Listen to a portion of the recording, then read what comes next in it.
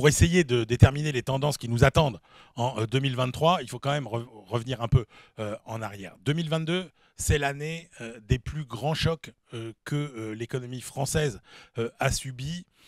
Peut-être, si on cumule à la fois les effets de la crise sanitaire et les effets de la guerre en Ukraine, c'est peut-être les plus grands chocs depuis la Deuxième Guerre mondiale. On a subi cette guerre, on a subi la flambée des matières premières, on a subi des pénuries majeures, on a subi la hausse forte des taux d'intérêt des banques centrales, on a subi l'effondrement des marchés boursiers, notamment des marchés qui sont les valeurs technologiques.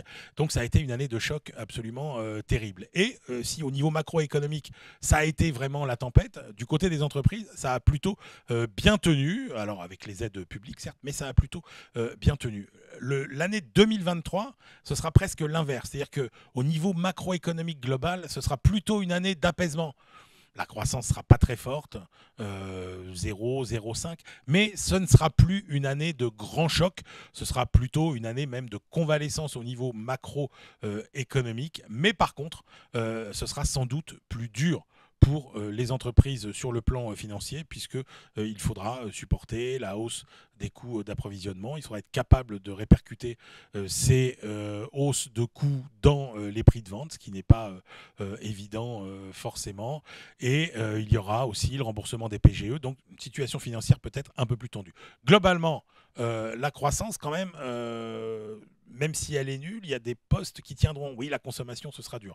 Mais l'investissement des entreprises, il devrait tenir grâce à une situation financière qui sera peut-être plus tendue, mais qui ne sera pas catastrophique quand on écoute ce que disent les chefs d'entreprise. Deux grandes questions.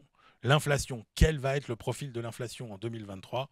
Eh bien, on peut dire que ça va être un profil de décélération permanente, puisque tous les germes en fait, de l'inflation sont aujourd'hui en train de perdre de leur vigueur. Si on prend les matières premières, que ce soit l'énergie, le gaz, l'électricité, le pétrole, que ce soit les métaux, on est redescendu des très hauts niveaux de prix atteints notamment cet été. Et donc ça veut dire que finalement, ça va faire des coûts quand même un peu plus bas. Si on regarde les semi-conducteurs, là encore, la pénurie est en train de se résorber. Si on regarde le transport, la logistique, le fret maritime, là encore, les prix des containers ont considérablement baissé. Donc tout ça nous fabrique une inflation qui sera forte en début d'année et encore plus forte en France qu'ailleurs au premier trimestre à cause finalement de la disparition progressive des dispositifs de soutien au pouvoir d'achat, mais un profil déclinant. Disons qu'on démarrera l'année autour de 6-7% et qu'on la finira sans doute autour de